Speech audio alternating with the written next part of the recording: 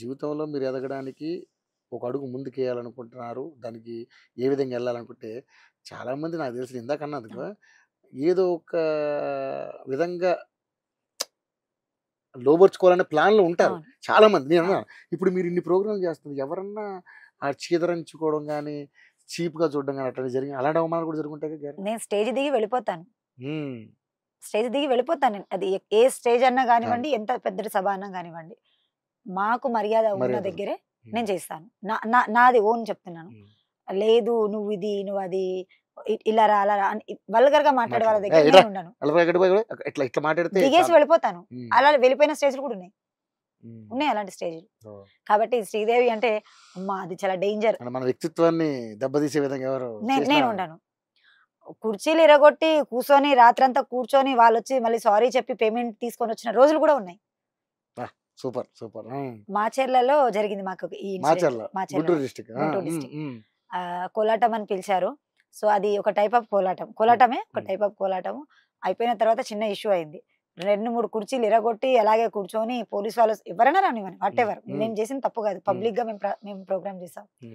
వాళ్ళే వచ్చి మళ్ళీ వాళ్ళే డ్రాప్ చేసి వాళ్ళే పేమెంట్ ఇచ్చి ఇలా చాలా ఉన్నాయి. సూపర్. అయితే ఇక దాన్ని బట్టి ఇక మీరు ఎక్కడికన్నా వెళ్ళొచ్చు, ఎవరితోనా గట్టిగా మాట్లాడొచ్చు. మనం తప్పు చేయనంత వరకు మనం భయపడాల్సిన అవసరం లేదు. ఓకే. అంటే కొంతమంది అంటే ఒక అబ్బాయితో మాట్లాడితే తను ఇలా నేను అనేది అది. ఇప్పుడు మీరు మామూలుగా ఏదో ఒక కో ఆర్టిస్ట్ తోటి సరదాగా ఉంటారు. ఇక రకరకాల కథలు వెళ్తా ఉంటారు. నేను అనేది అది ఎందుకంటే ఇప్పుడు మామూలుగా అంతంత మాత్రం ఉంటే ఎవరు పట్టించుకోరు. కొంచెం బాగున్నారు మీరు చూడడానికి ఎక్స్ప్రెషన్స్ మీరు ఏం చేసినా కూడా మీ ఎక్స్ప్రెషన్స్ మెయిన్ ఇక్కడ డాన్స్లో చాలా అద్భుతంగా. నేను నిజంగా అంటే ఆ ఒక షాట్ చూసి మిమ్మల్ని ఎట్టి పరిస్థితుల్లో ఇక్కడ కూర్చోబెట్టాలనుకుని కూర్చోబెట్టారు. ఎందుకంటే మీరు వైరల్ అవుతున్నారు, బాగా చేస్తున్నారు. ఎందుకు మీరు అలాగే ఉండిపోవాలి? ఇప్పుడు ఈ 4 ఇంటర్వ్యూల వల్ల మీకు కొంచెం గవర్నమెంట్ నుంచో లేకపోతే ఇంకో 4 ప్రోగ్రాంలు పెరిగో మీకు ఆదాయం, పిల్లలు, మీ ఫ్యామిలీ, ఆ దృక్పథంతో ఆలోచించాలి ఎవరైనా కానీ. సరే సమాజంలో దరిద్రులు చాలామంది ఉంటారు, 4 గురించి మనం పట్టించుకోవద్దు. అంత స్ట్రాంగ్గా మీరు ఉన్నారు కాబట్టి ఈరోజు ఇక్కడ దాకా రాగలిగారంటే దానికి నిజంగా I'm really happy. So next మీకు అంటే మీ జనరేషన్లో కాకుండా నెక్స్ట్ వచ్చే వాళ్ళకి ఏం చెప్పాలనుకుంటున్నారు? ఏం చెప్పాలి అంటే ఒకటే చెప్తున్నా, ఆడపిల్లలకు ముఖ్యంగా ఏది ఉన్నా స్ట్రాంగ్ గా ఉండండి, స్ట్రాంగ్ గా నిలబడండి అంతే. వీళ్ళు వచ్చేవాళ్ళు వచ్చి నేను తోపు నేను తురుము అనే వాళ్ళు జస్ట్ ఇలా అంతే.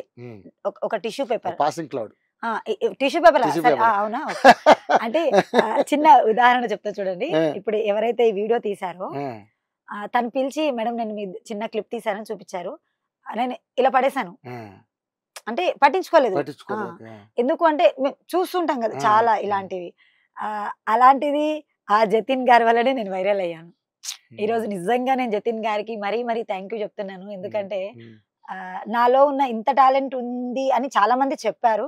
బట్ 2 రాష్ట్రాల వాళ్ళు ఫోన్లు చేయడం, రాయచూరు నుంచి, కేరళ నుంచి నాకు కాల్స్ రావడం చాలా హ్యాపీగా ఉంది. కేరళ నుంచి కూడా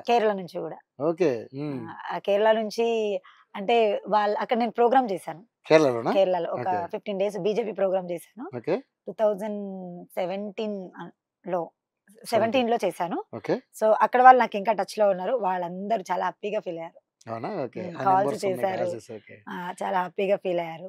సో చూసారా, ఇతర రాష్ట్రాలకు కూడా వెళ్ళిపోయి ప్రపంచానికి ఇక నుంచి ఫారెన్ నుంచి కూడా మంచి మంచి ప్రోగ్రాంలకి అమెరికా ట్రిప్ ఎప్పుడైనా వెళ్ళారా? అంటే ఇతర దేశాలు వెళ్ళారా? లేదు ఇంకా అంటే అమ్మ ఉండుంటే వెళ్ళేదాన్ని, స్నేహలతమ్మ గారు ఉంటే వెళ్ళేదాన్ని.